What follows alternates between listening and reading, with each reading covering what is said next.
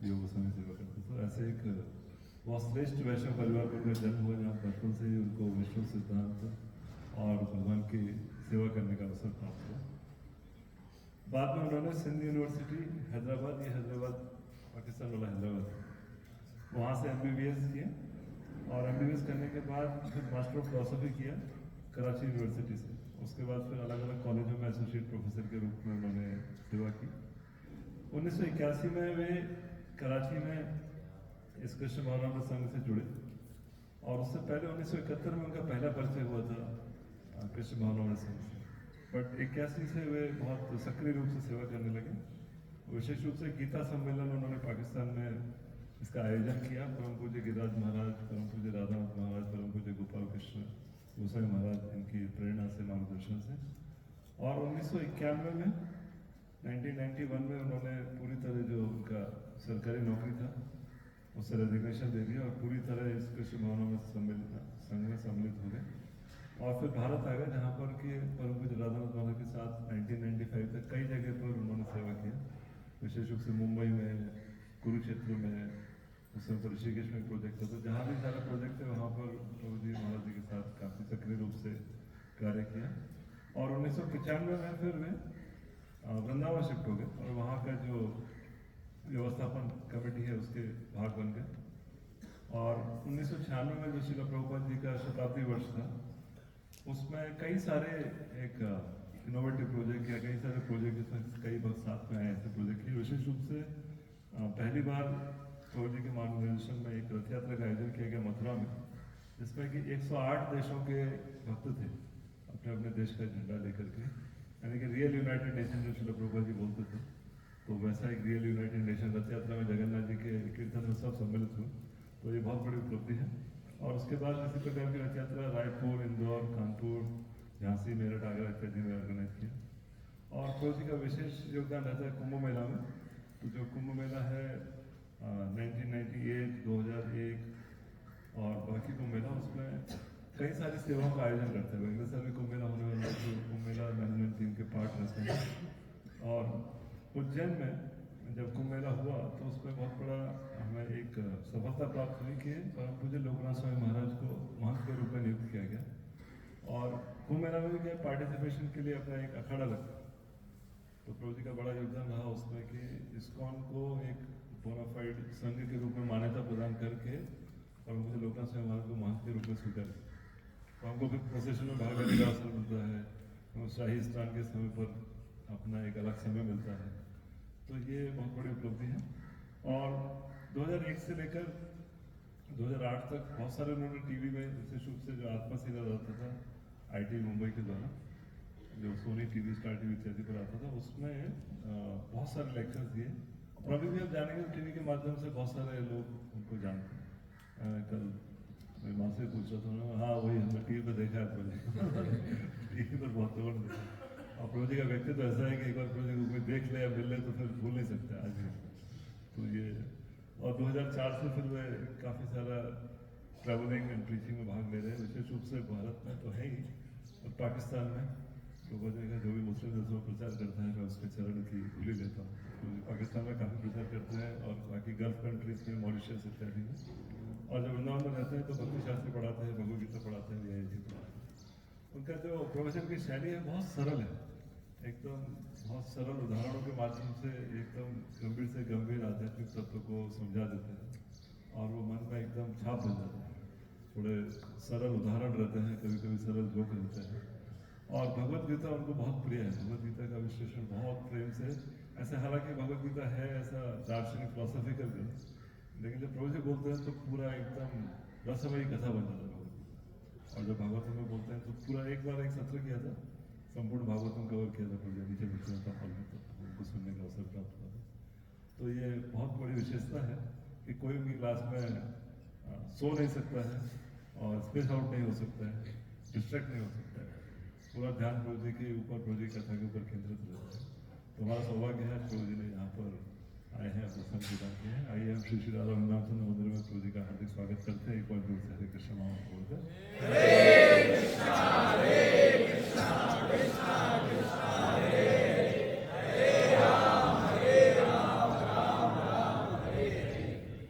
कृष्णा। धन्यवाद प्रभु जी, आपने सेवा का शुभ अवसर दिया। रूप गोस्वामी की जय। ये हमारा सबसे पुराना साथी है जो गुरुकुल में पढ़ता था। गुरवे गौरचंद्राय राधिकाय तदालये कृष्णाय कृष्ण भक्ताय तद्भक्ताय नमो नमः। ओम नमो भगवते वासुदेवाय। ओम नमो भगवते वासुदेवाय।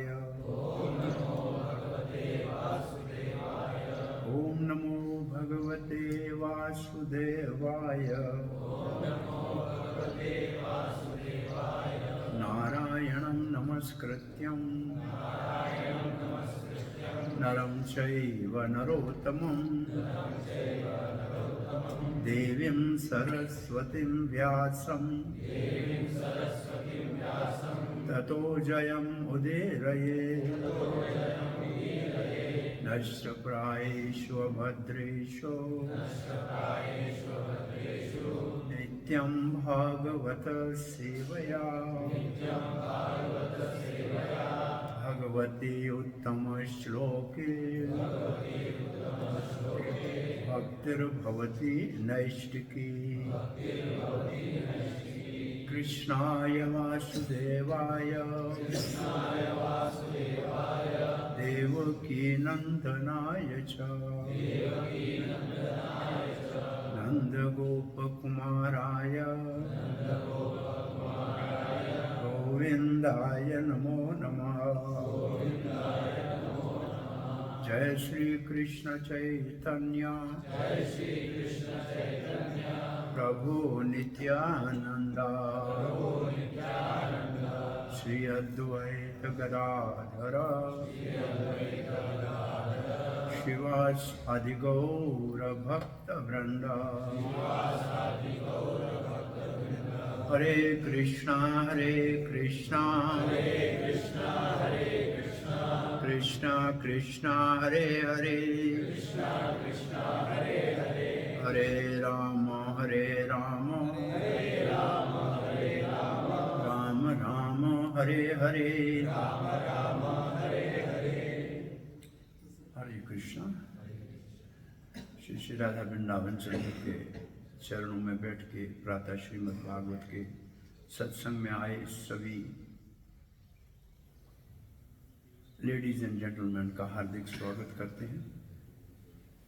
हम श्रीमद् भागवत महापुराण के छठे स्कंद में विशेष रूप से भागवत के 10 विषयों में पोषण विषय विशेषता से वर्णित है।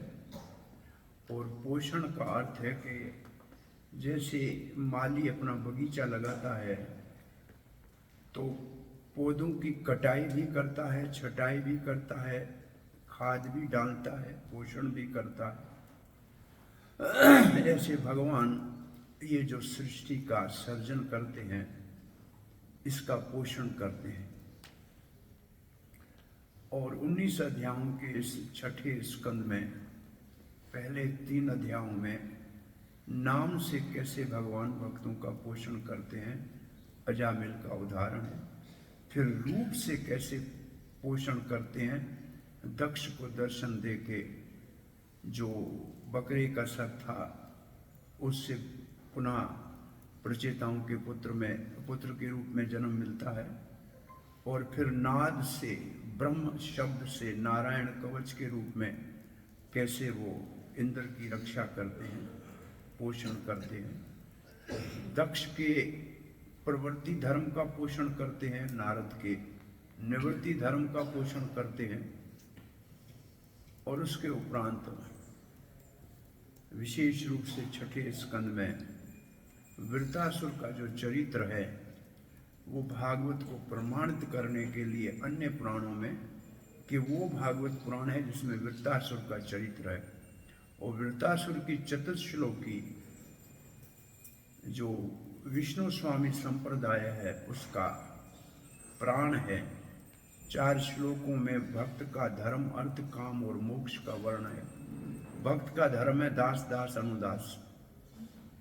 भक्त का काम है भगवान के चरणों की सेवा प्राप्त हो। भक्त का अर्थ कुछ नहीं चाहिए ना, और काम है कि जैसे बछड़ा माँ के लिए प्रतीक्षा करता है या स्त्री पुरुष के लिए जो प्रदेश गया है, ऐसा काम है। और मोक्ष है कि जन्म जन्म के बाद भगवान की भक्ति मिले। ऐसा ये बहुत अद्भुत 4 श्लोक हैं। और उसके उपरांत चित्रकेतु का चरित्र आता है।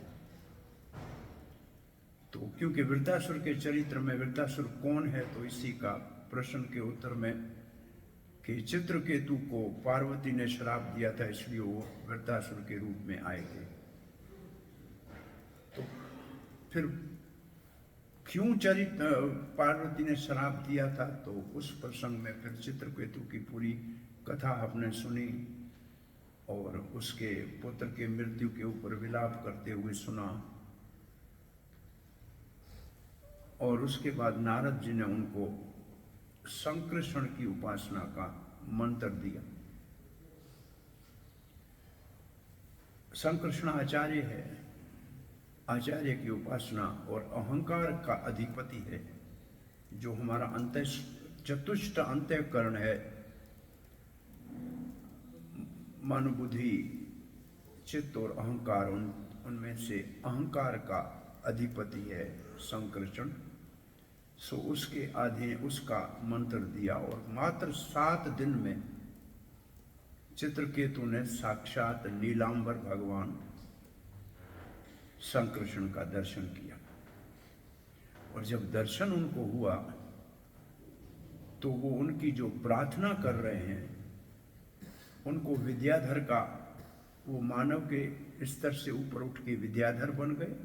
और विद्याधर के रूप में उनको जो भगवान का दर्शन मिला, उस दर्शन में जो भगवान को प्रार्थना कर रहे हैं, ये 34वें श्लोक से लेकर 49 श्लोक तक, 49 तक, ये है चित्रकेतु की प्रार्थनाएं भगवान नीलांबर संकृष्ण को।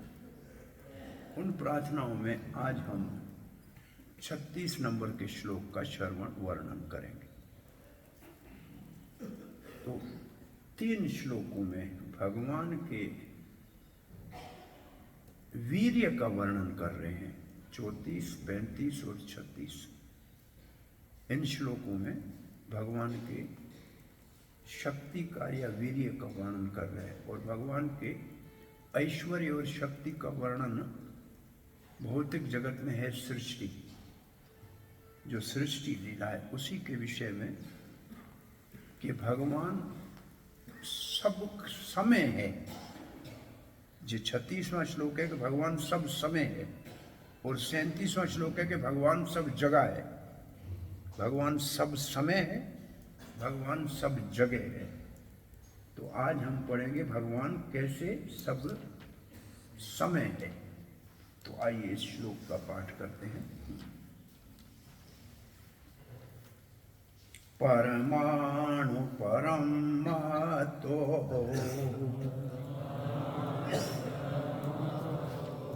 त्वमाद्य अंतरांतरव्रती त्रैविदुर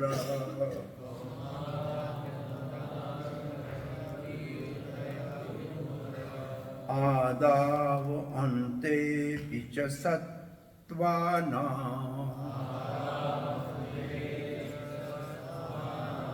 यद्ध्रुवं तदेवानन्तरालेऽपि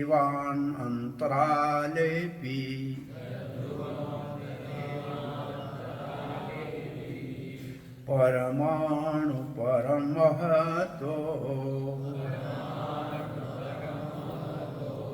त्वमाद्य अंतरव्रती त्रैविदुर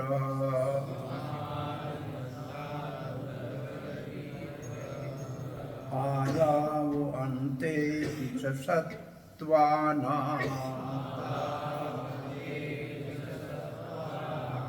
यद्धुर्वं तदेवान्तरालेऽपि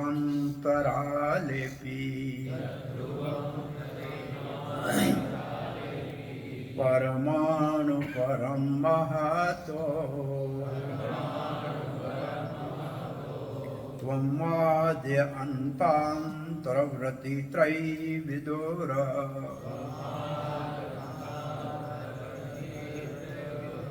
आदौ अन्तेऽपि च सत्त्वानां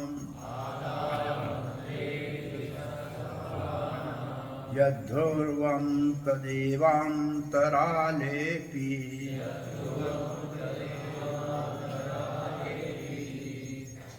आप अनुवृत्ति कीजिए। परमाणु परमहतो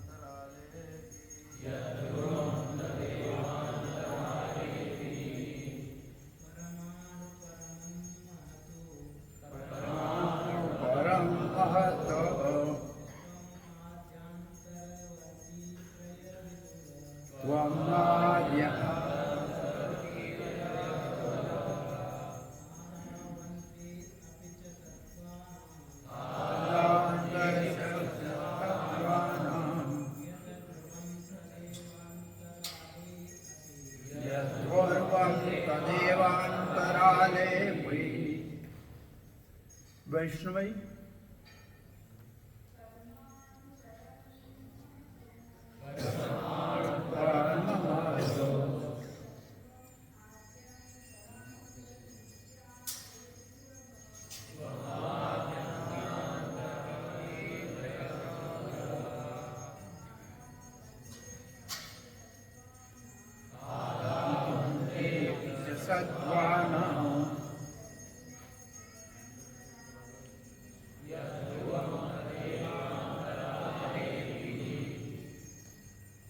तो इस श्लोक में ध्रुवम शब्द जो है उसका अर्थ है अटल, सदा रहने वाला, कभी नहीं बदलने वाला। वो शब्द ध्रुवम है भगवान के लिए। भगवान ध्रुवम है, नित्य है, शाश्वत है, सदा है, अटल है और उसमें कोई परिवर्तन नहीं आता।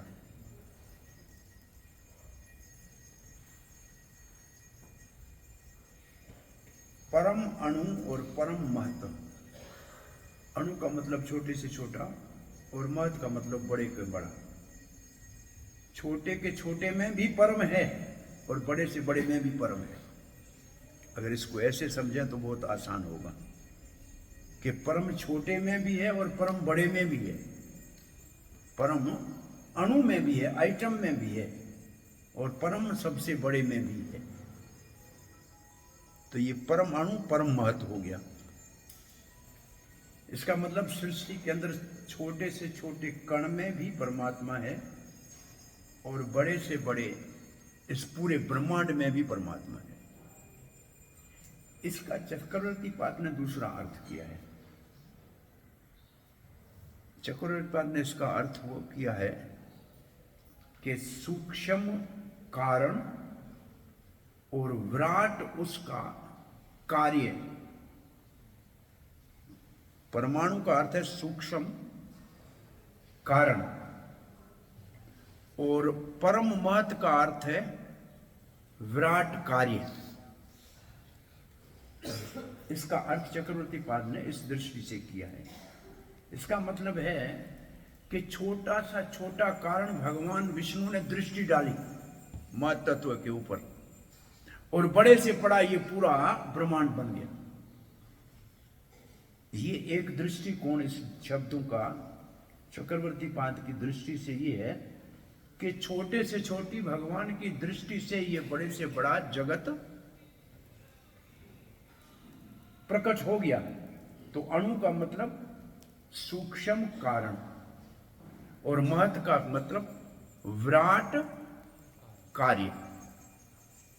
तो एक ये इसका एक भाव ये है। दूसरा भाव है छोटे से छोटे अणु में भी परमात्मा है, बड़े से बड़े ब्रह्मांड में भी परमात्मा है। जैसे कि हर जैसे कण, ये जो हमारा क्षीरोदक्षाय विष्णु है, ये है अणु परमाणु में परमात्मा। एक ब्रह्मांड का परमात्मा गर्भोदक्षाय विष्णु है, सारे ब्रह्मांडों का परमात्मा कारणोदक्षाय विष्णु। तो ये एक दूसरी दृष्टि से कैसे सबका परमात्मा सब में है, इसलिए सब चल रहे हैं। अब दूसरी लाइन में है त्वम का मतलब, अब संबोधन कर रहे हैं चक्र अपना चित्रकेतु भगवान शंकृष्ण को जो सामने खड़े। आप अणु में भी है, परमाणु में भी है, आप कारण भी है और आप कार्य भी है। आप सूक्ष्म कारण है और बड़ा कार्य भी है। और वैसे भी सृष्टि जितनी भी होती है वो तो शंकृष्ण से ही होती है। वो बलराम जी 5 रूपों में सृष्टि का कार्य करते हैं। चैतन्य चैतन्य से हम ये तो पढ़ते हैं।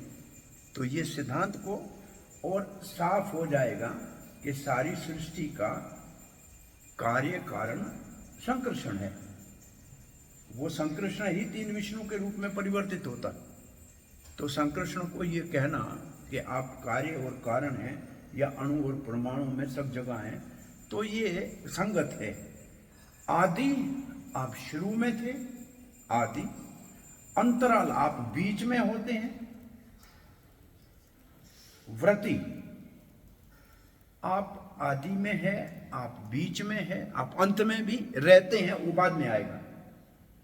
इसके बाद एक शब्द लिखते हैं त्रयी विदुरः। त्रयी मतलब 3 क्या? सृष्टि का होना, सृष्टि का रहना और सृष्टि का प्रलय होना। ये जो 3 है, सृष्टि, पालन और प्रलय, इन तीनों से आप परे हैं। विदुर मतलब विशेष दूर है। विशेष रूप से आप सृष्टि के कार्य कारण से दूर हैं, आप उसमें नहीं है। विदुर त्रयी का मतलब 3 का मतलब सृष्टि, पालन और संहार। और विदुर मतलब उससे परे है, आप उन तीनों से परे हैं। और फिर कहते हैं आदाव अंते अपि च सत्वानाम। सत्वानाम का अर्थ है, अंग्रेजी में है एग्जिस्टेंस।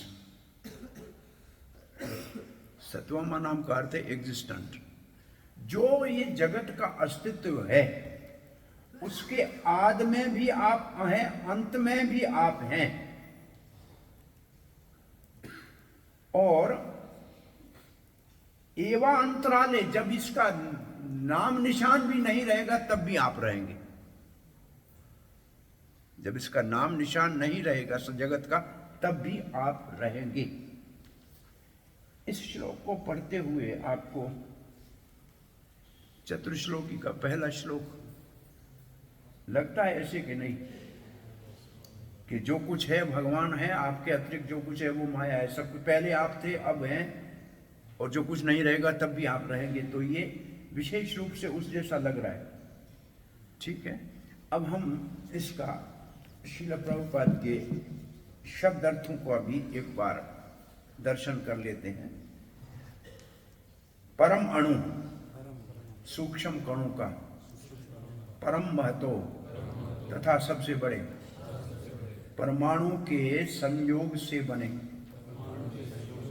कणों का, तुम ही, आदि अंत, आदि तथा अंत, अंतर तथा बीच में, वृत्ति स्थित, त्रयी विदुरः, आरंभ अंत अथवा मध्य से विहीन। मतलब भगवान आपका ना आरंभ है, ना मध्य है, ना अंत है, उन सब से आप रहित हैं। आदौ प्रारंभ में, अंते अंत में, अपि भी, च तथा, त्वं सत्वानाम समस्त अस्तित्वों का, यत जो ध्रुवम अचल तत् वो एव निश्चय ही अंतराले मध्य में अभी भी। अनुवाद श्रील प्रभुपाद द्वारा। आप इस दृश्य जगत के नन्हे से नन्हे कण परमाणु से लेकर विराट ब्रह्मांडों तथा समस्त भौतिक शक्ति तक की प्रत्येक वस्तु के आदि मध्य तथा अंत में विद्यमान है। अब ये लाइन जो हमने पढ़ी, श्लोक में कौन सा शब्द प्रभुपाद जी ने इस लाइन में कहाँ रखा है, इसको थोड़ा सा आप एक्सरसाइज करके देख लें। आप इस दृश्य जगत के, ये दृश्य जगत कहाँ है लिखा हुआ? भाई सृष्टि होती है, आदि अंत होता है किसका? जगत का। और वो जगत देखने में आता है, जब बनता है तो देखने में आता है, इसलिए उसके लिए शब्द लिखा है आप इस दृश्य जगत के। अब नन्हे से कण में, ये पहला वाला है परमाणु, और फिर उससे लेकर विराट ब्रह्मांडों, ये है परम महत्व, तथा समस्त भौतिक शक्ति, ये है सत्वानाम। ये जो सत्वानाम है वो यहां इस लाइन में आया है। समस्त भौतिक शक्ति तक की प्रत्येक वस्तु, ये जो अस्तित्व है ना, उसका वर्णन हो रहा है सत्वानाम का, कि आदि मध्य तथा अंत में विद्यमान है। भगवान आप इन सब स्थितियों में, मतलब इसका मतलब सब जगह है, सब समय है। जब सृष्टि होती है तब भी है, सृष्टि चल रही है तब भी है, सृष्टि का अंत होता है तब भी है। फिर भी आप नित्य, ये नित्य किसके लिए शब्द है आपके विचार में? ध्रुवम, ध्रुवम के लिए शब्द है।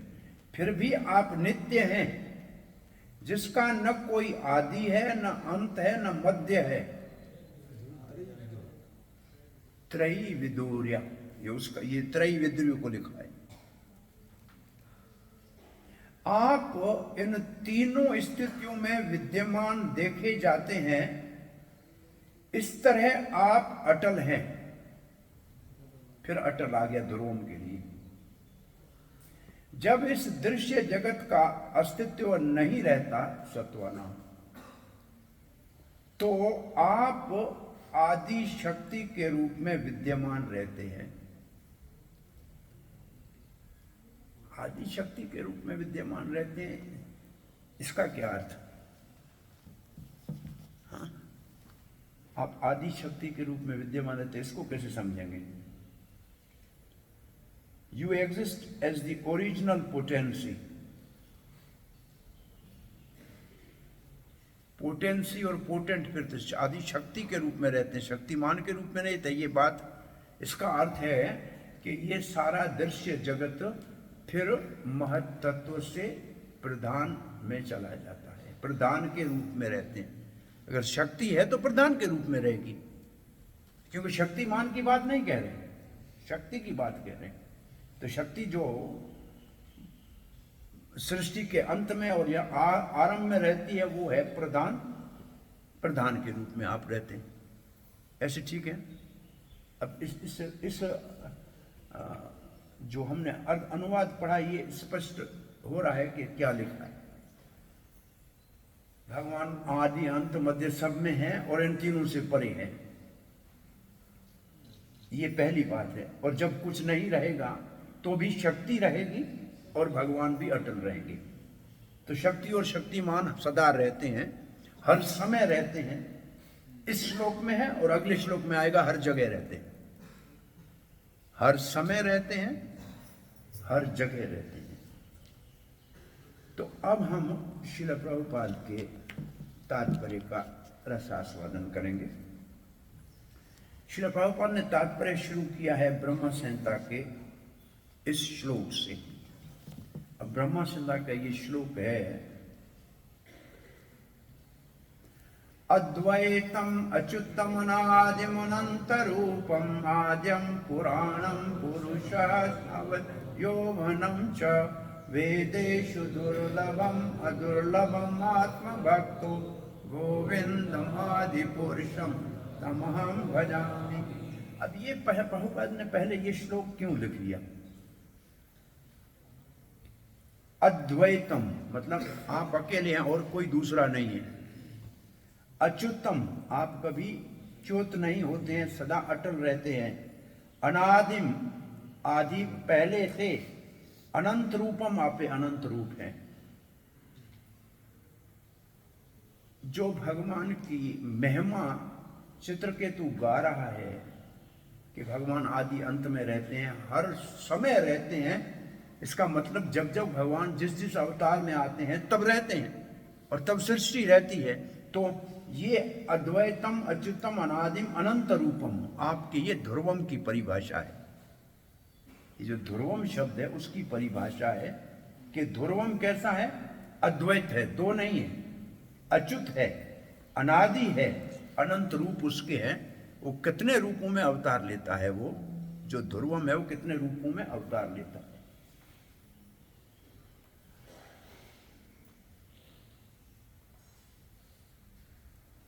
और फिर लिखा है आद्यम परम पुरुषम नव यौवनम च। भगवान सदा नया है, इसका मतलब हर समय जब अवतार लेता है तो नया होता है, पुराना नहीं होता है। फिर श्लोक पूरा है इसलिए वेदेषु अदुर्लभम, इसका मतलब ज्ञानियों के लिए उसको समझना असंभव है। और दुर्लभम वैदेशो अदुर्लभम आत्मभक्तो, जो भगवान के अपने भक्त हैं उनके लिए वो सुलभ है। कहां सुलभ है? आदि में भी, मध्य में भी, अंत में भी और अंत के बाद भी।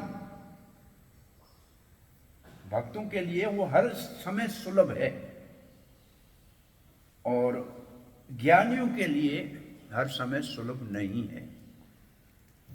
तो ये इसका ये श्लोक इधर दिया क्यों प्रभुपाद जी ने? इस श्लोक का और इन श्लोक का आपस में क्या संबंध है? इसको इसका अर्थ पढ़ लेते हैं फिर समझते हैं। मैं उन श्री भगवान गोविंद की उपासना करता हूं जो आदि पुरुष है, परम अच्युत अनादि अनंत रूपों में विस्तार करते हुए भी वही आदि पुरातन तथा नवयौवन से पूर्ण पुरुष है। क्योंकि इस श्लोक में यह कहा गया है कि आप आदि में हैं, अंत में हैं, मध्य में, तीनों से परे हैं, हर समय हैं, तो उसकी परिभाषा प्रभुपाद जी अच्युत अनादि इन शब्दों से और नवयौवन के रूप में भगवान सदा रहते हैं सृष्टि के अंदर और बाहर। वैदेशु दुर्लभम, इसका मतलब ये कि वास्तव में इसका अर्थ ये है कि भगवान चक्रवर्ती पाद ने जो शब्द लिखा है तात्पर्य ने भगवान का रूप,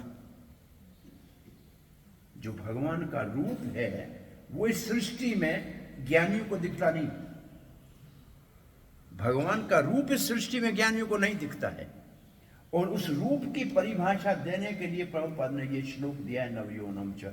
मैं चक्रवर्ती पाद के परपट का ये लाइन पढ़ लूं तो मेरे ख्याल में स्पष्ट हो जाएगा।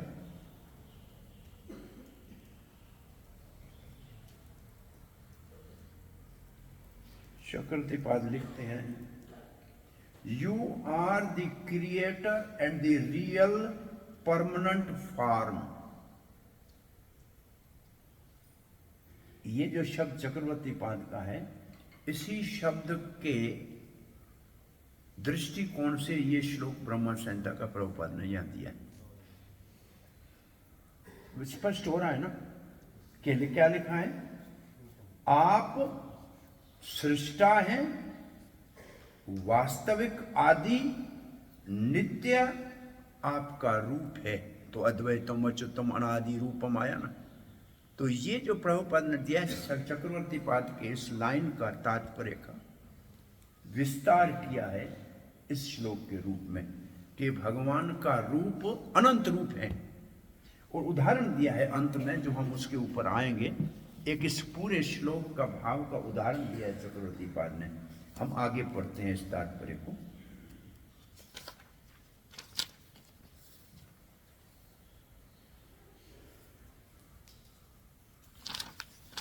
सर्वोत्तम वेदज्ञानी भी नहीं जान सकते, किंतु शुद्ध भक्तों के समक्ष वे सदैव प्रकट होते हैं।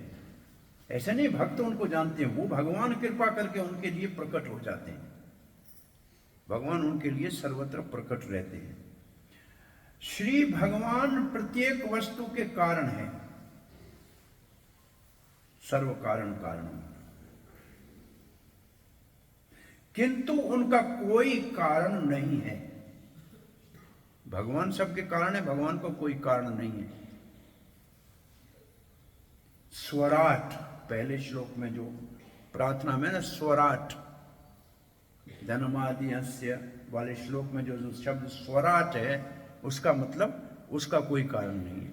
वो सबका कारण है, उसका कोई कारण नहीं। वे कार्य कारण से परे हैं, वो कार्य कारण से परे हैं। ये जो कार्य कारण है ना, ये पहली लाइन में अणु और परम महत, ये कार्य कारण है, इनसे भगवान परे है।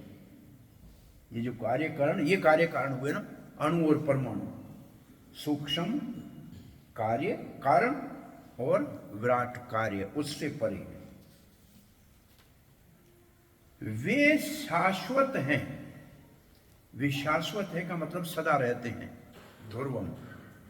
शाश्वत का मतलब ध्रुवम, सदा है, वो शाश्वत है। ब्रह्म संहिता के एक अन्य श्लोक में कहा गया है, और ये अन्य श्लोक कौन सा है?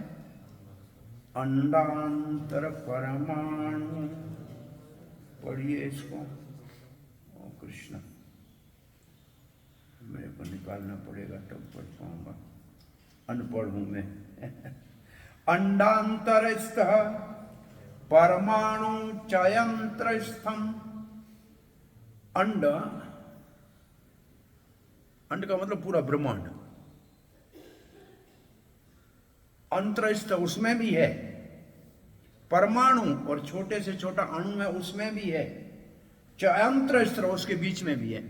तो एग्जैक्टली जो ये श्लोक है उस जैसा श्लोक ब्रह्म संहिता का ये है ना। तो ये एक प्रभुपाद के तात्पर्यों की शैली है कि जो श्लोक होता है उससे मिलते जुलते अन्य कहाँ शास्त्रों में श्लोक हैं, उनको, जैसे कोई वकील अच्छा अपने केस को स्ट्रांग करने के लिए पहले कुछ वक्तव्य दिए गए हैं उनको कोट करता है, ऐसे प्रभुपाद जी तात्पर्य में उस श्लोक के प्रमाण के लिए अन्य वैसे ही श्लोकों को कोट कर रहे हैं। एग्जैक्टली इस जैसा लग रहा है कि नहीं लग रहा है ये श्लोक? बस ऐसे ही लग रहा है। तो ये अब यहां तक प्रभुपाद जी ने बात की इस श्लोक की, और ये हमारे पूर्व आचार्य जो है ना, वो केवल शब्दों के विश्लेषण का वर्णन करते हैं, उनके भावों का वर्णन करते हैं। लेकिन प्रभुपाद के तात्पर्य में आधुनिक हमारे चारों ओर जो वातावरण है उसके साथ ये कैसे रिलेटेड है, ये प्रभुपाद ने विशेष तात्पर्य दिए हैं जो आचार्यों के तात्पर्य में नहीं है। अब वो भाग आ रहा है, अब ये वो भाग आ रहा है। ये कहाँ है? हम यहाँ 36।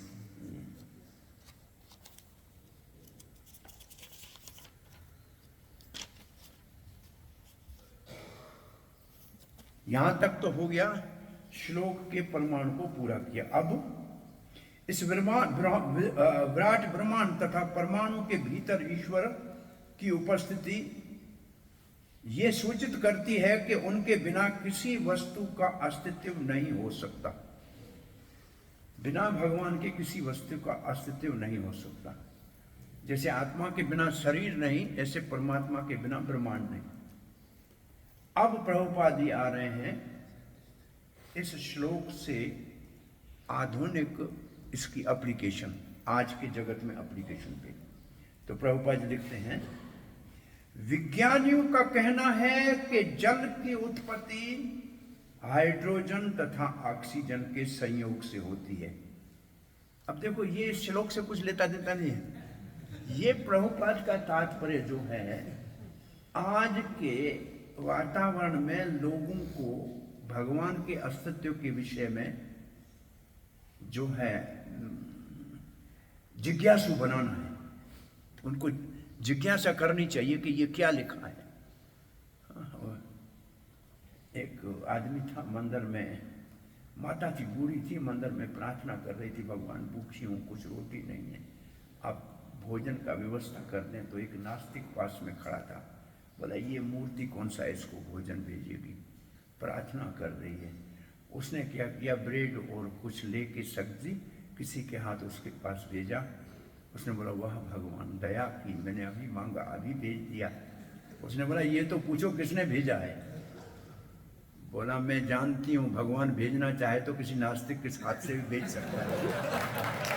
भगवान अगर भेजना चाहे तो किसी नास्तिक के हाथ से भी भेज सकता है। तो उसने तुमको मूर्ख बना दिया और तुम्हारे हाथ से मेरा काम करा दिया। तो ये भगवान के काम करने की जो शैली है, वो कैसे काम करते हैं ये समझ में नहीं आता है। इसलिए प्रभुपाद जी अब कहते हैं ऑक्सीजन और हाइड्रोजन से पानी बना। अब कहते हैं किंतु जब वे सागर की अनंत जल राशि देखते हैं तो उनकी बुद्धि चकरा जाती है कि इतनी मात्रा में ऑक्सीजन और हाइड्रोजन कहां से आई। अब प्रभुपाद जी का चक्रवर्ती जो चित्रकेतु की प्रार्थना तो अपनी जगह पे रही। अब उनका दृष्टिकोण ये है कि बताओ कि सागर के पानी में ऑक्सीजन और हाइड्रोजन किसने बनाए।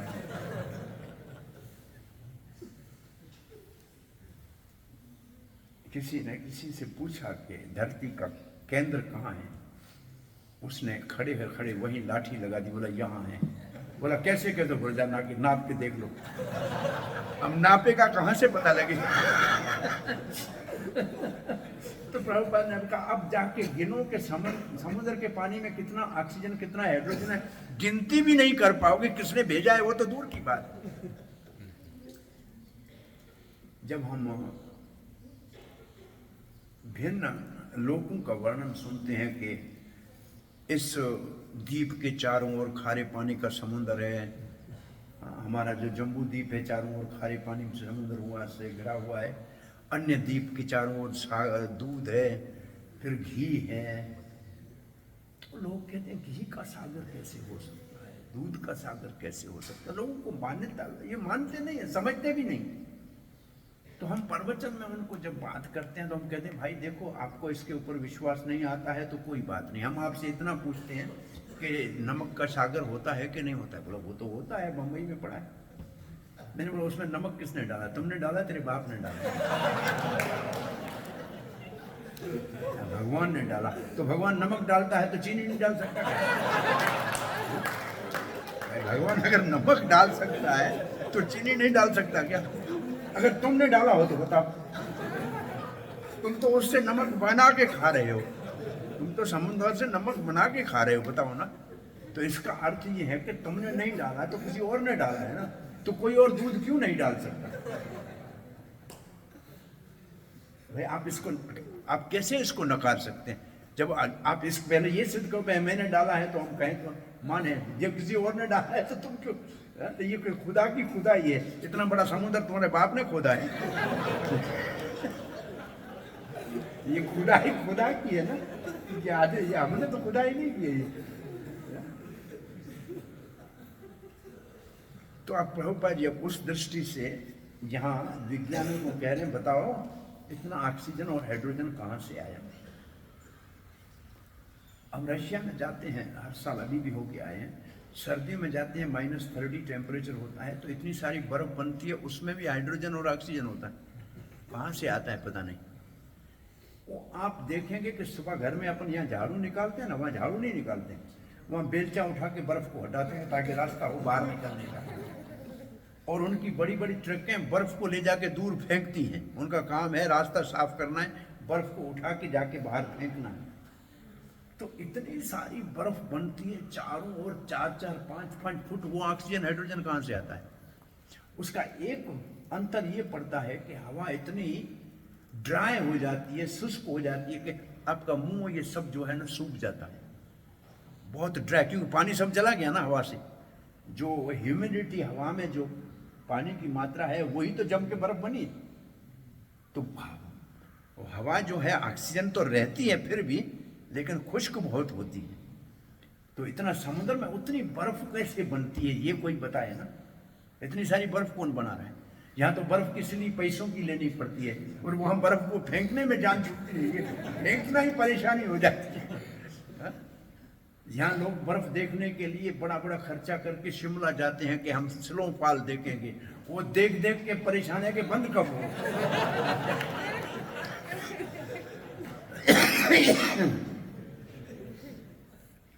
मैं सर्दी में गया था तो वो गाड़ी ले जाते थे, गाड़ी के टायर सर्दी में उनके अलग लगते हैं, जो बर्फ में ऐसे जम के चलते हैं। उनकी गर्मी की अलग है, सर्दी।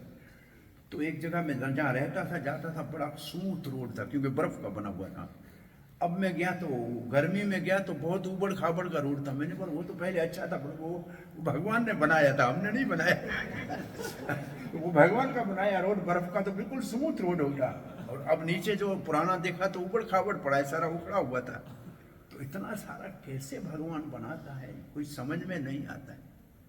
प्रभुपाद जी कहना चाहते हैं कि आपकी सोच से परे ये क्रिएशन है भगवान की। ये भगवान की जो सृष्टि है आपकी सोच से परे है।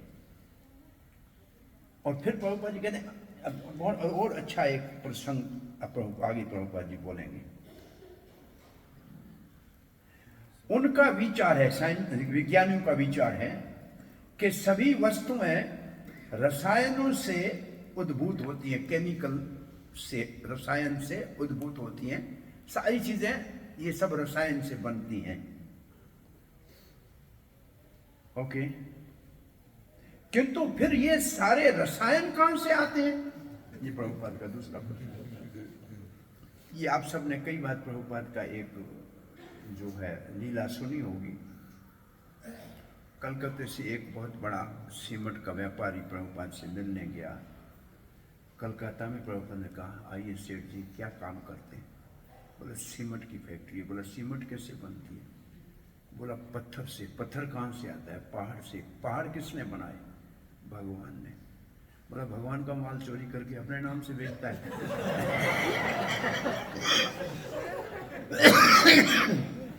प्रभुपाद ने सीधा कहा भगवान का माल चोरी करके अपने नाम से बेचता है? बोला नहीं नहीं, हम दान भी देते हैं। तो बोला बड़ा चोर है, छोटा काम करता है, दान छोटा देता है, चोरी बड़ी करता है। तो ये जो ये वही बात प्रभुपाद जी करेंगे। ये रसायन कहाँ से आए? बोलो भाई, रसायन से बनाए तो रसायन किसने बनाए? भाई इतना बड़ा ये विज्ञान कौन है? विज्ञान ने ये हवाई जहाज बनाना, अरे विज्ञान जिसके दिमाग ने ये बनाया उसका दिमाग किसने बनाया? भाई जिस दिमाग से ये जिस खोपड़ी से ये चमत्कारी कार्य देख रहे हो, वो खोपड़ी किसने बनाई? तो जिसने वो खोपड़ी बनाई वो उससे तो बड़ा हुआ ना। तो खोपड़ी बनाने वाले तक पहुंचाने के लिए प्रभुपाद जी ये बात कर रहे हैं। वे रासायनिक विकास के लिए प्रचुर मात्रा में रसायन उत्पन्न कर सकते हैं। अब प्रभुपाद ने यहां कहा इसको वे नहीं जानते, रसायन कहां से आते वो नहीं जानते, क्योंकि श्री भगवान समस्त कारणों के कारण है, अतः वे रासायनिक विकास के लिए प्रचुर मात्रा में रसायन उत्पन्न कर सकते हैं। हम ये देख रहे हैं कि जीव आत्माओं से रसायन तैयार होती हैं। अब प्रभुपाद जी क्या कहते हैं कि कोई भी भौतिक चीज किसी जीवित सी चीज से उत्पन्न होती है। Life comes from life. अब जड़ भी चेतन से आता है, इसके लिए एक प्रमाण प्रभुपाद जी दे रहे हैं। एक रसायन की बात कह रहे हैं। अब रसायन की बात क्या कह रहे हैं? नींबू के पेड़ से सिट्रिक एसिड बनती है। प्रभुपाद जी उदाहरण ये दे रहे हैं। अब देखिए उदाहरण क्या प्रभुपाद जी का है। उदाहरणार्थ संतरे के वृक्ष, संतरे वहां लेमन लिखा है अंग्रेजी में शायद, इसने लेमन को संगतरा कर दिया।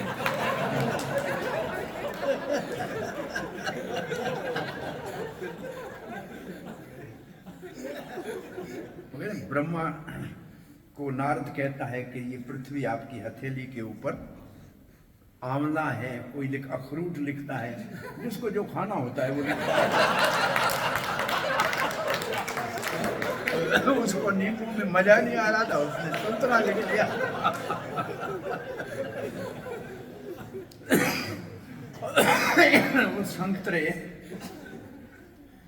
वो संतरे के ऊपर एक बेच रहा, आओ संतरे ले लो, संतरे ले लो। तो महात्मा बड़ा बुद्धिमान था, बोला ये क्या कह रहा है?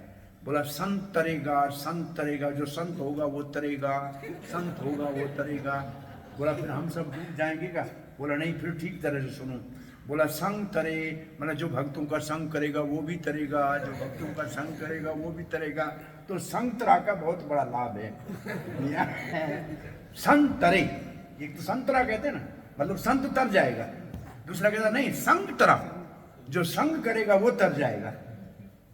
तो बोलते तो सब्जी बेचने वाले या फ्रूट बेचते हैं, लेकिन देखने वाला दृष्टि जो उसकी है वो भगवान की तरफ, या इसको कहते हैं भक्तों को सब जगह भगवान दिखता है। हम सिंगापुर गए थे, वो एक क्रूज में भागवत कथा 5 दिन करने। तो वहाँ एक जगह दिखाने जाते हैं जहाँ एक शेर है और एक मछली है, उसके मुंह से पानी निकल रहा है। एक ऐसी जगह है, शेर के मुंह से पानी निकलता है, मछली से मुंह से पानी निकलता है।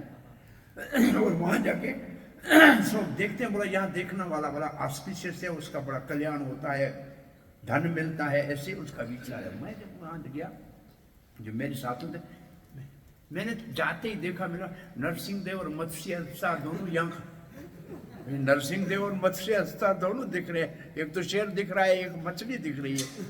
तो हमारा दृष्टिकोण ही ऐसा है कि कहीं भी आपको देखना है तो आप भगवान से जुड़ी हुई उसको देख सकते हैं। ये है आत्म भक्तों के लिए सुलभ है। भक्तों के लिए सुलभ क्यों है? क्यों हर स्थिति में हर चीज से भगवान, वो भगवान के संबंध में जोड़ सकते हैं। ये जो सृष्टि के अंदर जो भक्तों को सुलभ इसलिए है, तो प्रभुपाद जी अब लिख रहे हैं कि ये रसायन है भगवान बना। उदाहरण के अर्थ, वृक्ष संतरे का वृक्ष से कई टन सिट्रिक अम्ल उत्पन्न होता है। ये सृष्टि, ये सिट्रिक अम्ल संतरे के वृक्ष का कारण नहीं है, परंतु वृक्ष इस अम्ल का कारण है। अब प्रभुपाद जी क्या कहते हैं? केमिकल अपने आप नहीं बनते हैं, इसका कोई जीवन कारण है। जैसे संतरे का सिट्रिक एसिड का कारण संतरा नहीं है, संतरे का कारण सिट्रिक एसिड का कारण संतरा का पेड़ है, न कि सिट्रिक एसिड पेड़ का कारण है। जो सिट्रिक एसिड है वो पेड़ का कारण नहीं है, पेड़ सिट्रिक एसिड का कारण है। इसका मतलब जीव से रसायन आती है, जीवित से रसायन आती है, ये सिद्धांत हो गया।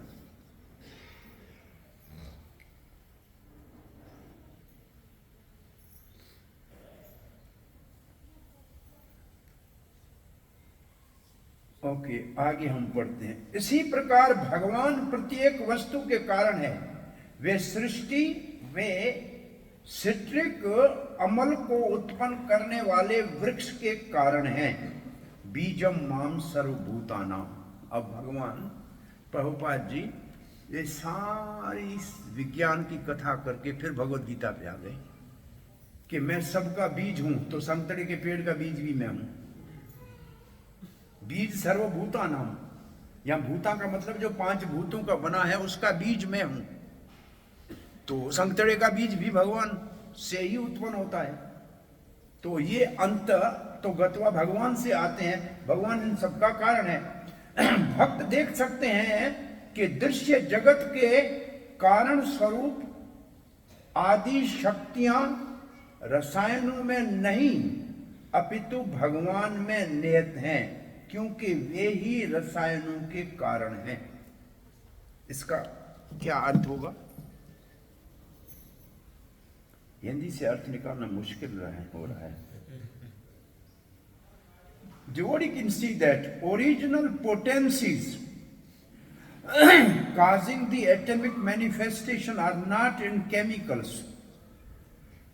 Original potencies, इसका मतलब प्रकृति, भौतिक प्रकृति। ओरिजिनल पोटेंसी मतलब भौतिक प्रकृति। काजिंग द एटॉमिक मैनिफेस्टेशन, इसका मतलब जो ये सृष्टि बनाती है। Are not chemicals but in the supreme, इसका मतलब भौतिक प्रकृति भगवान की शक्ति है, न कि किसी रसायन से बनती है। भौतिक शक्ति भगवान की शक्ति है, रसायन से नहीं बनती। और फिर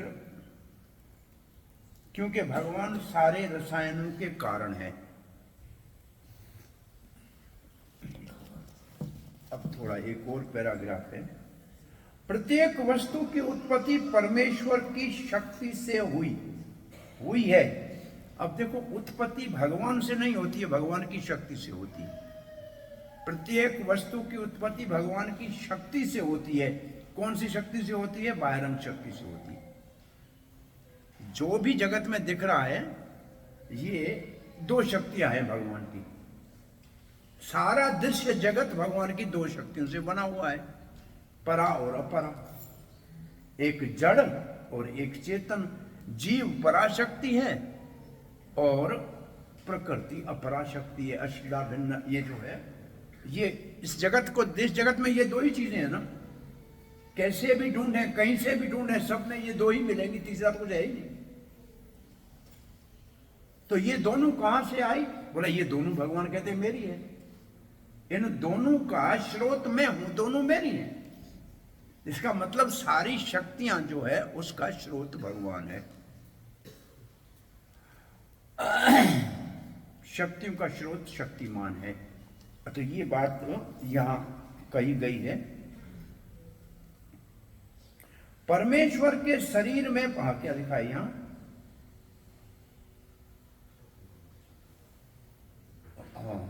प्रत्येक वस्तु की उत्पत्ति परमेश्वर की शक्ति से हुई है, और जब प्रत्येक वस्तु का विलय हो जाता है तो आदि शक्ति पुनः परमेश्वर के शरीर में प्रवेश करती है। आदि शक्ति कौन सी है? भगवान की, परमेश्वर के शरीर में कौन से परमेश्वर के शरीर में प्रवेश करती है? और आदि शक्ति कौन सी? हाँ, आदि शक्ति है महत्त्व यहां। और कहां प्रवेश करती है? गर्भोदक्षाई विष्णु के। ये जब एक जगत पूरा जाता है तो जो पैदा करता है उसी के पेट में जाएगा ना। गर्भोदक्षाई विष्णु में के पेट में सब जाता है, उसके उदर में पड़ा होता है। जब दूसरी सृष्टि होती है तब 14 भवन वो कमल के डंडी में होता है, और कमल के ऊपर ब्रह्मा होता है। तो एक लाइन एक को ठीक तरह, मतलब हम तो एक लाइन को खोल के समझने का प्रयास कर रहे हैं, पढ़ के पूरा नहीं करना चाहते।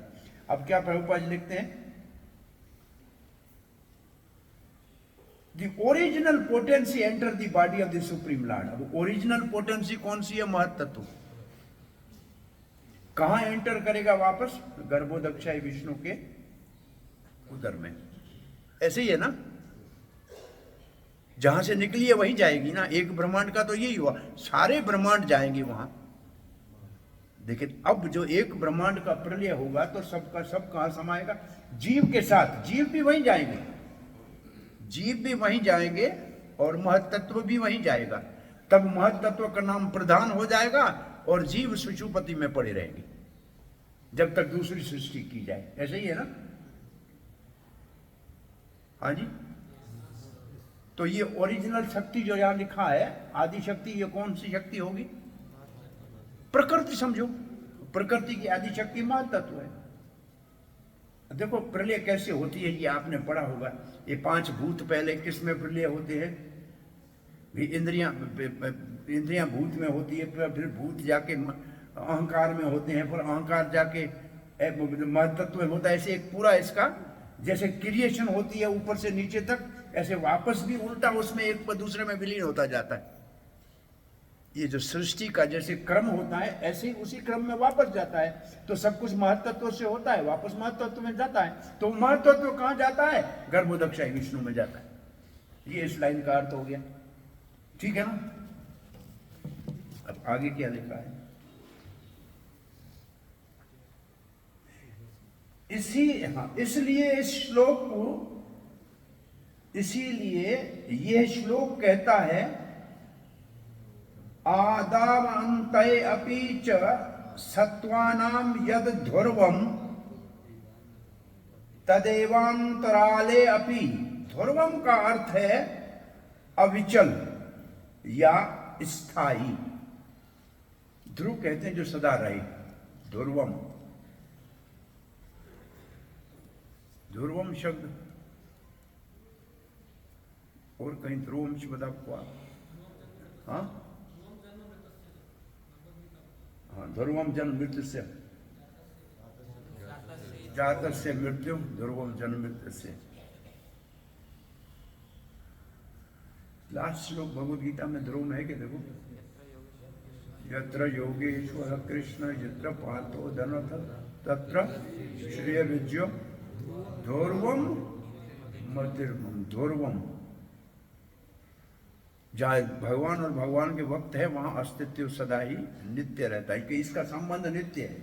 क्योंकि ये जो श्लोक हम 36वां पढ़ रहे हैं ना, 34वें श्लोक में भगवान भक्तों के अधीन है और भक्त भगवान के अधीन है, ये कहा गया है। इससे पहले शुरुआत इस श्लोक से होती है प्रार्थना की, कि भगवान भक्तों के प्रेम से उनके अधीन हो जाते हैं और भक्त तो भगवान के अधीन है ही, परस्पर एक दूसरे के दोनों अधीन हैं। ये पहला श्लोक है, अगर आपको याद आए तो। इससे आगे जो शुरू होता है प्रार्थना, प्रार्थना तो हमने कहा 34 से 49 तक है, तो ये 34वां ही श्लोक है। तो भगवान भक्तों से प्रेम करते हैं, उसके बस में हो जाते हैं, और भक्त भगवान के बस में हो जाता है। और फिर वो भगवान हर समय भगवान भक्तों के लिए अवेलेबल है और हर जगह अवेलेबल है। ये कहा गया कि जब भगवान प्रेम करता है भक्तों से तो फिर कहां मिलेगा? बोला हर जगह मिलेगा, हर समय मिलेगा। ऐसा नहीं है कि कभी मिलेगा कभी नहीं मिलेगा। तो यही वास्तव में 10वां अध्याय जो भगवत गीता का है ना, विभूति योग, उसमें अर्जुन का प्रश्न यही है कि हर समय हर जगह आपकी स्मृति कैसी बने रहे। अविकल्पेन योगेन, वो योग बताओ जिसमें कितने भी विकल्प हो लेकिन आपका संबंध बना रहे। तो इसलिए भगवान ने कहा आपको पानी पीते हो तो मुझे याद कर सकते हो, रसोम अपसु कौनते है। आप जहां देखो, सूर्य को देखो तो मेरी आंख है, अब जो कुछ देखो वहां मेरे को याद कर सकते थे। तो हर समय भगवान को कैसे याद कर सकते हैं, हर जगह भगवान को कैसे याद कर सकते हैं? हर जगह, कहीं भी हम हो, आकाश में हो, धरती पे हो, पानी में हो, कहीं भी हो, भगवान को कैसे याद कर सकते हैं? भाई भगवान सब जगह है। ये भक्त के लिए बहुत बड़ा एक आश्वासन है कि मैं कभी अकेला नहीं हूं। ये श्रील प्रभुपाद का विश्वास था कि मैं कभी अकेला नहीं हूं। कहीं गए अकेले थे लेकिन मेरा गुरु सदा मेरे साथ है, और कृष्ण कभी मेरे को अकेला छोड़ता नहीं।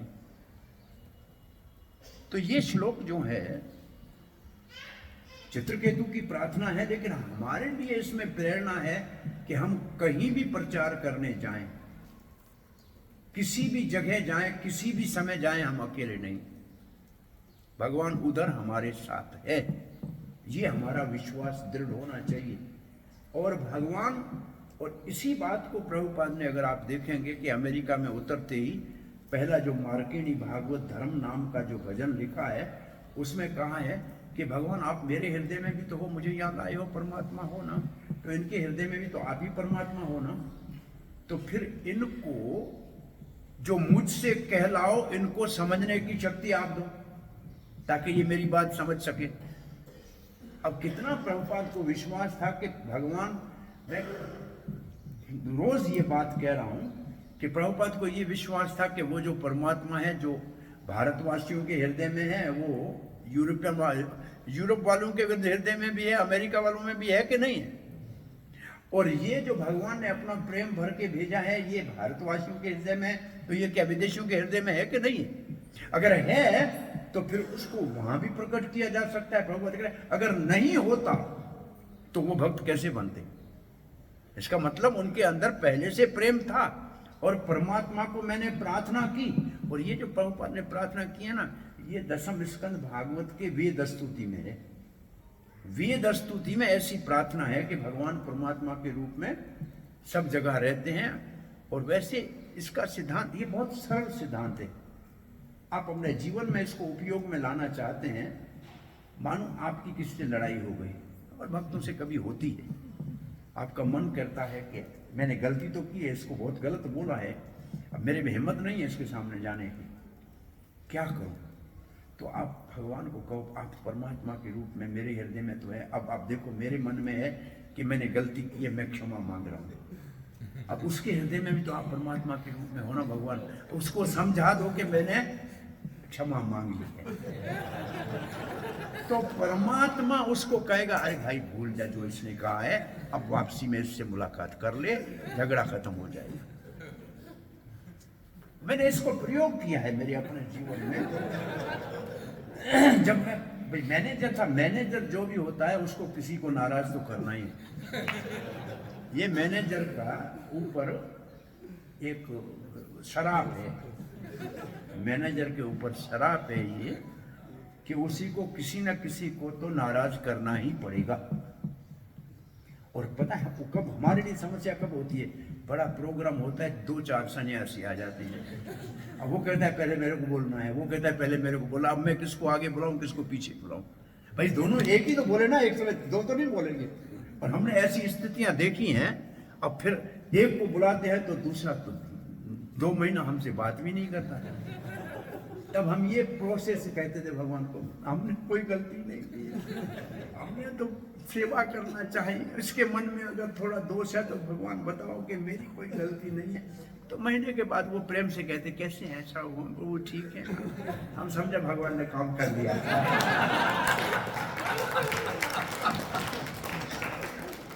एक पुस्तक लिखा हुआ है, हाउ ग्रेट इज प्रभुपाद, ऐसे करके किसी ने लिखा है। उसमें एक कहानी है, एक छोटी बच्ची थी जो बचपन में गोपाल की बहुत प्रेम से पूजा करती थी। उसका विवाह हो गया। वो पति उसको बहुत बड़ा प्रेम करने वाला मिला, लेकिन सास तो सास ही होती है। और सास की परिभाषा भी है, जिसको देख के सांस बंद हो जाए उसको सास कहते हैं। पंजाबी में कहावत है, सांस भली चंगी नहीं तो दीवार पे टंगी चंगी। इसका मतलब मरी हुई हो उसका फोटो टंगा हो तो अच्छा है, या चंगी हो मतलब अच्छी हो, नहीं तो दीवार पे टंगी हो। सो सास बहुत उसको सताती थी। वो पानी भरने के लिए पनघट पे गई, बड़ी रो रही थी। तो एक साध्वी ने कहा, बेटी तुम रो क्यों रही हो? बोलो, माँ क्या बताऊं, मैं तो पति से प्रेम करती हूँ, वो भी मुझसे स्नेह करता है, अच्छी तरह से मेरा देखभाल करता है, लेकिन सास बहुत कठोर है। जीना मैं परिवार के साथ प्रेम से रहना चाहती हूँ। उस आदमी ने कहा, बेटी तुम्हारा गोपाल जिसकी तुम पूजा करती तुम्हारे साथ आया है ना? बोला, माँ उसको लाई हूँ, मैं रोज पूजा करती हूँ। बोला, अपने गोपाल को बोल दो, वो गोपाल तो तेरी सास के हृदय में बैठा है ना, उसको बोलो सास का हृदय बदल के माँ का हृदय कर दे, हृदय ट्रांसप्लांट कर देता है गोपाल। ये समझ गई। इसने जाके गोपाल को जैसे ही पूजा करके मक्खन मिश्री लगाया, बोला रोज इससे डबल लगाऊंगी, मेरी सास का दिल बदल गया। अब हफ्ते के बाद सास का ऐसा दिल बदल गया कि वो तो मां की तरह प्रेम करने लग गई। वो समस्याओं का समाधान हो गया। तो घरों के अंदर ये बहुत अच्छा साधन है, इसको अपनाने से काम बन जाए। ये प्रभुपाद की दृष्टिकोण में, अगर प्रभुपाद ये सिद्धांत प्रभुपाद ने अपनाया। उदाहरण तो यहां लिखा है, और ध्रुवम के, हमने ध्रुवम से यारी कर, ये सारी कथा ध्रुवम से हमारी शुरू हुई थी। हाँ, ध्रुवम ध्रुव महाराज ही ध्रुव में अभी तक देखो ध्रुव तारे के रूप में पड़ा है। उत्तम तत्कालीन होता है, सुरुचि का पुत्र उत्पन्न होता है, जो अपने मनमानी करता है उसको थोड़ी देर के लिए मान सम्मान मिलता है, लेकिन जो सुनीति का बेटा होता है वो अटल होता है, ध्रुव होता है, जो नीति पे चलता है उसका जीवन ध्रुवम हो जाता है।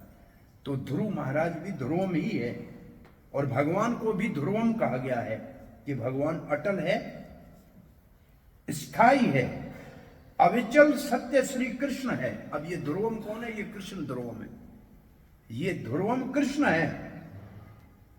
ये दृश्य जगत नहीं है, मतलब ध्रुवम जगत नहीं है, जगत सदा रहने वाला नहीं है, सदा रहने वाला श्री कृष्ण है। भगवत गीता में कहा गया है अहम आदिर्हि देवानाम,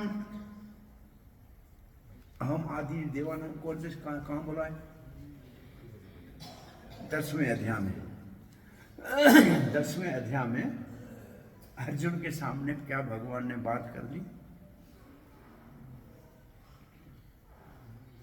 बड़े बड़े मुझे न देवता जानते हैं न ऋषि जानते हैं, न मे विदु सुरगुणा न महर्षि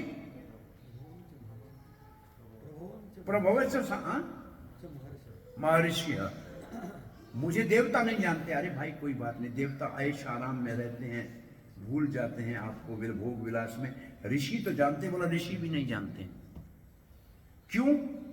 बोला अहम आदि ही देवानाम महर्षि नाम च, अरे तो उनका उत्पत्ति ही मुझसे होती है, मेरे कैसे जानेंगे? इसको समझाने के लिए हमको एक उदाहरण याद आता है। एक घर में हम गए, हमको फोटो का एल्बम बिठाया किसी के शादी का, तो उसका बेटा बैठा था छोटा 5 साल का। फोटो देख के माँ का बाप का बोलता मेरा फोटो इसमें क्यों नहीं है, मेरा फोटो इसमें क्यों नहीं है? तो माँ बाप ने कहा तुम पैदा ही नहीं हुए थे जब हमारी शादी हुई थी। तो असल में ये ऐसे है कि देव ऋषि और देवता जन्म ही नहीं लिया था तब भगवान था, तो वो भगवान को कैसे जानेंगे? बच्चा कैसे शादी पे बाबा की हुई थी, पिता की हुई थी, कैसे जानेगा? वो पैदा ही नहीं हुआ था, जन्म ही नहीं हुआ था, उसका तो कैसे जानेगा? तो ये कैसे जानेंगे? देवता भी नहीं जानते हैं मुझको, महर्षि भी नहीं जानते हैं। फिर प्रभुपाद एकदम दूसरा श्लोक भगवत गीता का लिखते हैं, मत सर्वम प्रवर्तते। ये कौन सा श्लोक है? अहम सर्वस्य प्रभव मत सर्वम प्रवर्तते इति मत्वा भजन्ते मां बुधा भाव समन्विता। ये पहला श्लोक है चतुर्श्लोकी गीता का। चतुर्श्लोकी गीता का पहला श्लोक है, 10वें अध्याय का 8वां श्लोक है। 8, 9, 10, 11, 8वां है ना। इस श्लोक में संबंध ज्ञान है, अभिधेय है, प्रयोजन है। इस श्लोक में इस तीनों को ढूंढो। अहम सर्वस्य प्रभव मत सर्वम प्रवर्तते, यह संबंध ज्ञान। मैं सब सृष्टि का करता हूं, सबका प्रेरित मैं हूं, संभव ज्ञान है ना। भगवान से संबंध स्थापित करने के ये ज्ञान है कि पैदा करने वाला वो है, पालन करने वाला वो है, चलाने वाला वो है। अहम सर्वस्य प्रभव मत सर्व इति मत्वा भजन्ते माम, ये है अभिधेय, मेरी भक्ति करते हैं। इति मत्वा भजन बुद्धा भाव, भाव प्रयोजन है, प्रेम प्राप्त हो गया ना। इत्ते बुद्धा भाव समन्विता, भाव का मतलब प्रेम हो गया। तो तीनों इस श्लोक में तीनों चीजें हैं, भगवान का संबंध ज्ञान भी है, अभिधेय है और प्रयोजन भी है। तो ये श्लोक प्रभुपाद ने यह उद्धृत क्यों किया है कि भगवान सबका प्रेरित है। और फिर प्रभुपाद जी लिखते हैं, श्री कृष्ण प्रत्येक वस्तु के आदि कारण है। अर्जुन ने श्री कृष्ण को आदि पुरुष के रूप में पहचाना। अब देखो प्रभुपाद लिखते हुए कितना सावधान है। पहले श्लोक में लिखा है अदुर्लभ वेदेषु अदुर्लभम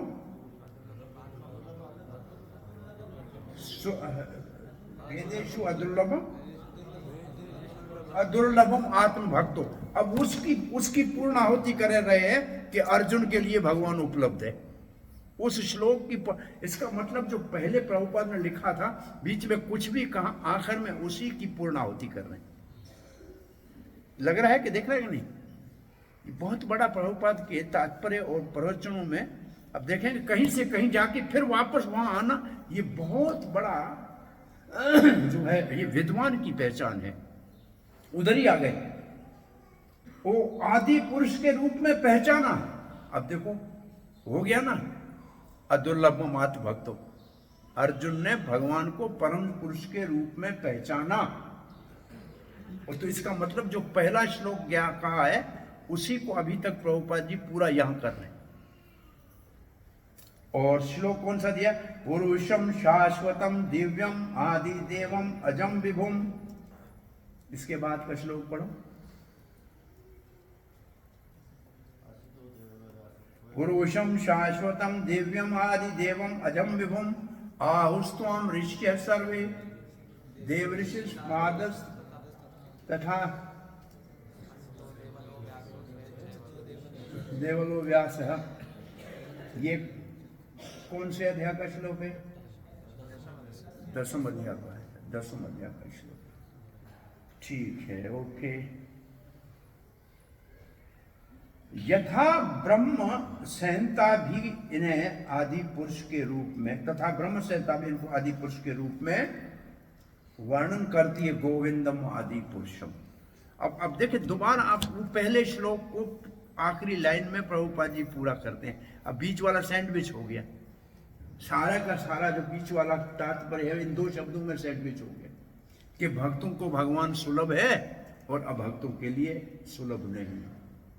हर जगह भक्त भगवान को हर समय देख सकते हैं और भगवान हर समय उपलब्ध है उनके लिए। वही समस्त कारणों के कारण है, चाहे वो आदि में हो, अंत में तथा मध्य में।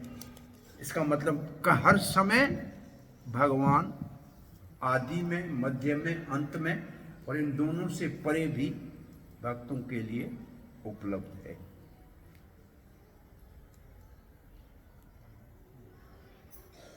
यह हमारा इस श्लोक का तात्पर्य पूरा होता है। आपका कोई प्रश्न जिज्ञासा है तो पूछ सकते हैं।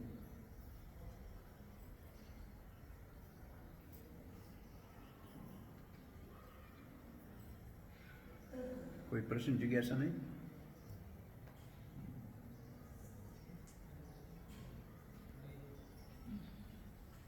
हाँ प्रभु जी। हरे कृष्ण। प्रभु ये जो हमने जो वर्णन सुना, जैसे भगवान भी कह रहे हैं वो 88 विभूतियाँ उनकी कि रसोहम अप्सु करते हैं, तो ये भगवान की शक्ति को देखकर शक्तिमान उनके पीछे है, थोड़ा यानी बुद्धि के स्तर पे है। और जो स्थावर जंगम देखी न देखी तारामूर्ति सर्वत्र है निज इष्ट देव स्फूर्ति, उसमें भगवान की प्रत्यक्ष रूप से स्फूर्ति है। तो वो क्या आत्मा के स्तर पे है यानी और ऊंचे स्तर पे है?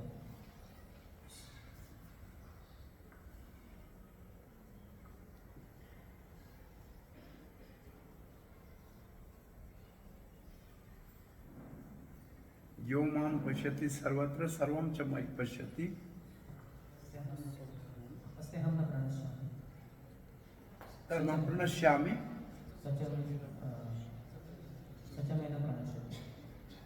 तो ये जो श्लोक भगवत गीता है, आपका जो प्रश्न है इस श्लोक में समाहित है कि अब पहले सीधा यह कि 2 कदम हमको चलना है तब 10 कदम भगवान चलेंगे। चतुर्श्लोक की गीता में भी 2.5 श्लोक तो भक्त को करने हैं, 1.5 श्लोक भगवान का जो है प्रति उसके प्रति जो है कहा जाए कि प्रत्युत्तर है। सो इष्ट की स्फूर्ति सर्वत्र हो, इसको मैं प्रैक्टिकल आपको ऐसे बता सकता हूँ हमारे अपने प्रैक्टिकल अनुभव से। हर भक्त के जीवन में एक अपना इष्ट होना चाहिए। पहली बात तो ये, वो इष्ट होना चाहिए विग्रह, जिस विग्रह से वो अपने आप को आइडेंटिफाई करके उसको अपना इष्ट मानता है। फिर वो जहाँ कहीं भी हो, जिस जगह भी हो, वो अपने जीवन का आरंभ उसकी स्मृति से करे और पूरा दिन में सुबह स्मरण कर लिया एक बार तो फिर वो सदा ही उसके हृदय में बसा रहता है। ये हम अपना प्रैक्टिकल जीवन का अनुभव बताते हैं कि भाई हम वृंदावन से हमारा कैसे भी वृंदावन में हमारे को भगवान ने स्थान दे दिया तो वहाँ के ठाकुर हमारे आराध्य हैं। अब हम सुबह उठेंगे कहीं भी हो तो पहले उन तीनों का प्रार्थना और दर्शन करेंगे जो रोज करना है। ऑनलाइन तो दर्शन है लेकिन हम तो बिना उसके भी उनका एक बार दर्शन करके उनकी प्रार्थना पूरी करना है। ये हमारा सुबह इष्ट की स्फूर्ति हो गई। अब फिर कहीं भी जाएंगे तो जबान से निकलेगा कैसे भी, मुख से उठते बैठते भगवान का नाम ही निकलता है। करवट ले तो भी भगवान का नाम निकलता है। इसका मतलब आपका एक अभ्यास हो जाएगा उस भगवान के साथ अपने आप को जोड़ के रखने का। यही भक्त इष्ट जिसका आपने माना है, यही वास्तव में एक दिन हमारे हृदय में स्फुरित होंगी। जब हमारा हृदय शुद्ध हो गया, चेतोदर्पण हो गया, तो ये इष्ट हमारे हृदय में स्फुरित हो जाएंगे। लेकिन उसके लिए भाव भक्ति के स्तर के ऊपर पहुंचना आवश्यक है। उससे पहले हृदय में स्फूर्ति नहीं होगी, बुद्धि के स्तर पे हो जाएगी, चेतना के स्तर पे भी हो सकती है कि हम कृष्ण भावना भावित रहें, परंतु जब तक भाव इसके स्तर पे नहीं तब तक हृदय में उसकी स्फूर्ति नहीं होती। भाव के जब हृदय द्रवित, और भाव का पहला भाव क्या करता है, हृदय को द्रवित करता है, चित्त मर्षण करता है, चित्त का मर्षण करता है, और जो हमारा इष्ट है उसकी पहचान कराता है। ये तब होगा वास्तव में जब भगवान की दो शक्तियां संवित और हलादिनी हमारे हृदय में प्रवेश करेंगी, तब ये स्फूर्ति सर्वत्र बनी रहेगी। और ये दो शक्तियां केवल किसी शुद्ध भक्त के हृदय से अनुग्रह करके वो दे देगा तब होंगी, और भगवान किसी को दे दे वो बहुत कम चांसेस है। इसलिए भगवान के भक्तों का महत्व ज्यादा है कि कोई उन्नत भक्त जिसके हृदय में वो शक्ति है वो किसी को भी दे सकता है, और उसके देने से वो कथन समाप्त नहीं होती है, वो और बढ़ती है। तो ये तभी स्फूर्ति होगी जब ये दो शक्तियां भक्त के हृदय में प्रवेश करेंगी। भाव बीज के रूप में है, और बीज को पानी और रोशनी तो चाहिए, और पानी और रोशनी उसके लिए है संवित और हलादिनी शक्ति। जब ये आएगी तब भाव वाला बीज स्फुरित होगा, और तब वास्तव में हमारी साधना फलीभूत होगी। साधन भक्ति हमारी परिपूर्ण होगी जब भाव को जागृत करेगी। यही तो साधन भक्ति का उद्देश्य है कि भाव भक्ति को जागृत करना, और जागृत करने के लिए ये दो शक्तियां चाहिए। इसको गिरिराज स्वामी अपने प्रवचन में कहते हैं कि आपने समोसा बना लिया, आटा बेल लिया, आलू बॉयल कर लिए, उसमें मसाला डाल दिया, समोसा तैयार हुआ, आपके पास घी नहीं है तो क्या करोगे? समोसा आपका तैयार है, अब घी नहीं है, आप घी मांगो, जिसके पास है वो घी लेके आओ तब समोसा बनेगा। तो साधन भक्ति में समोसा बन जाता है, लेकिन घी है, ये दो शक्तियां कहीं से मिलेगी तब समोसा तैयार होगा।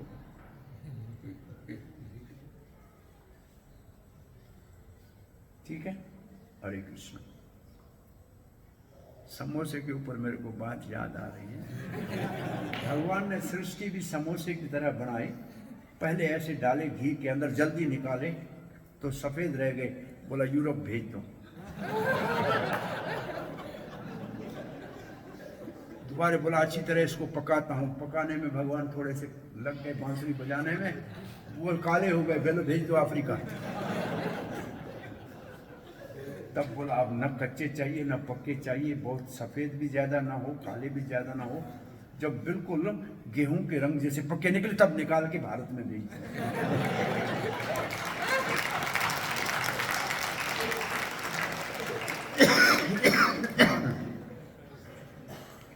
इसलिए चैतन्य महाप्रभु का भारत भूमि थी हैला जन्म, क्योंकि न कच्चे हैं न पक्के हैं, पूरे हैं, और ये जन्म सार्थक जल्दी कर सकते हैं। आपका प्रश्न, आप कुछ पूछना चाह रहे थे? हाँ जी, ये हमारा गोप कुमार है। हाँ, समर्पण गोप है। आपको देख के बहुत आनंद की महसूस होती है। बहुत बहुत धन्यवाद, बहुत कृतज्ञ हूँ। आपने वो मैं लाफिंग बुधा हूँ। लोग सब अब मेरे घर में हर के घर में मेरी पूजा होती है।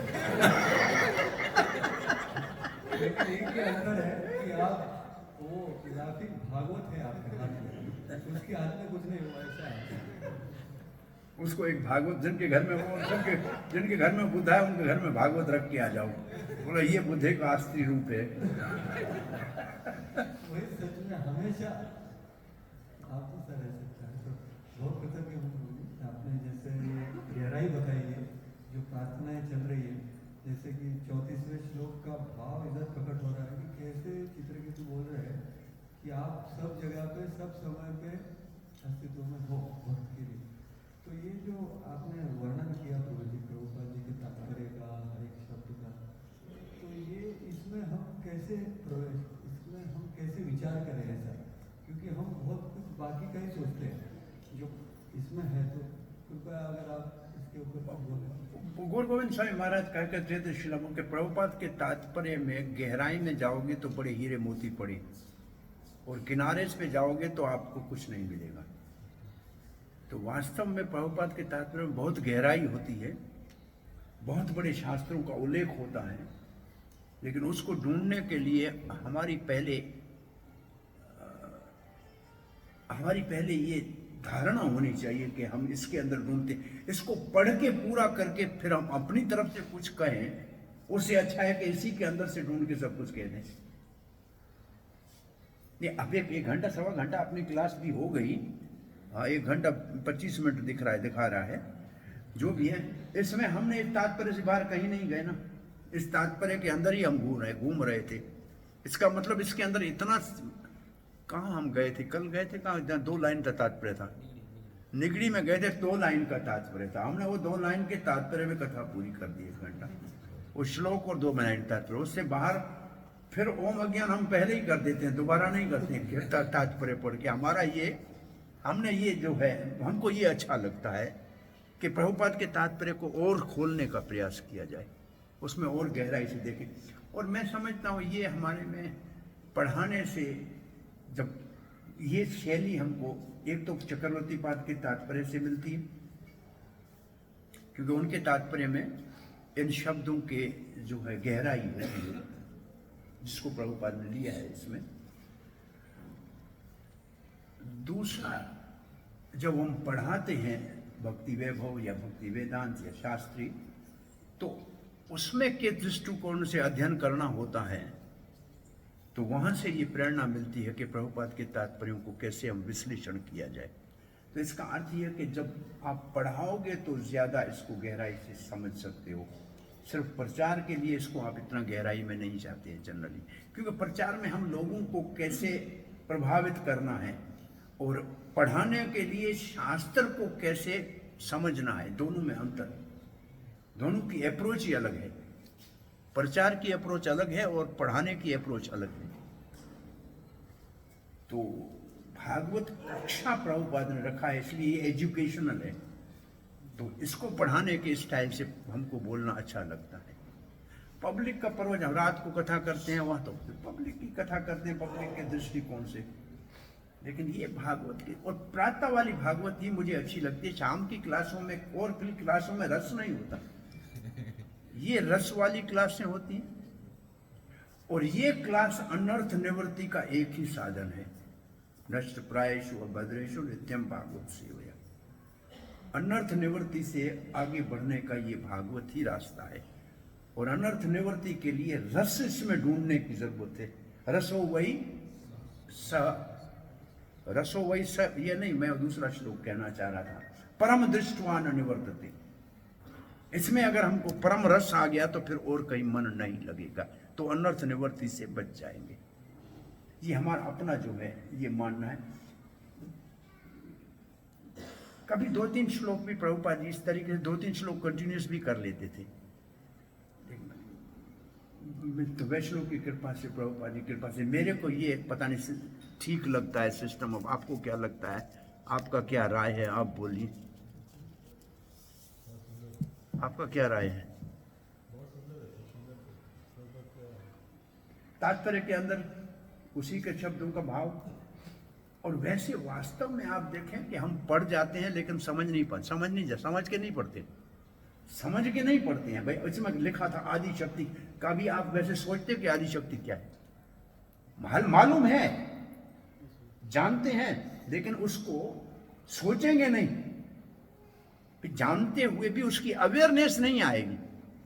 तो हम एक शब्द का रूप होता है हमारा अपना जो अनुभव है। Every word has a form, हर शब्द का रूप है। तो भावार्थ जो लिखते हैं ना आचार्य, उनके सामने शब्द उठ के बोलते हैं, वो शब्द जिसके ऊपर उठ के बोलते हैं वो शब्दों को देख लेता है। तो शब्दों को देखना सीखना चाहिए, शब्दों को रूप में देखना चाहिए, उसको खोल के शब्द के रूप को देखना चाहिए। हर शब्द का अपना रूप है। भाई जो कुछ हम बोलते हैं ना उसका फॉर्म बनता है। ये तो साइंस में, ये विज्ञान में प्रूव्ड है कि हर शब्द का एक रूप है। तो इतने सारे शब्द हैं, इनके रूप क्या है उसको ढूंढ के निकालना है और देखना है कि प्रभुपाद ने ये शब्द यहाँ क्यों लिखा, ये लिखा है तो इसको इस श्लोक से क्या संबंध है इसका। और मुझे अच्छा लगा कि वो जो ऊपर लिखा था उसको अर्जुन का करके वो एक कैसा दोनों को बीच में वो भूल नहीं गई मैंने क्या कहा था, वो एंड में पूरा उसको किया। बड़ा अच्छा, ये कोई मैं घर से पढ़ के नहीं आया था, यहीं बैठ के ये सब खोला है। इसके लिए मैं कोई तैयारी नहीं करके आया था, एक नज़र देख लिया था आगे के पीछे के श्लोक कैसे हैं। वो रात को ही देखा था, 34 से 49 तक ये है, 34वें में ये है, इससे पहले चित्रकेतु की जो है ये प्रार्थना ऐसे पूरी कैसे होगी, तो ऐसे एक नज़र देख लिया था उसको। लेकिन इधर ये पढ़ा इधर है, इसको हिंदी का किताब ही इधर खोला है, जो निकला वो निकला बाहर आपके लिए। हमने खोला बेटा ने जो निकला हमारे काम आ गया, लेमन का संतरा हो गया।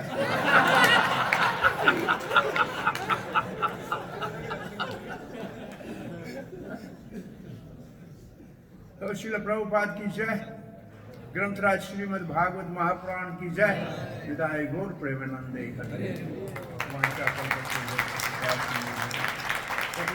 पावने जो वैष्णव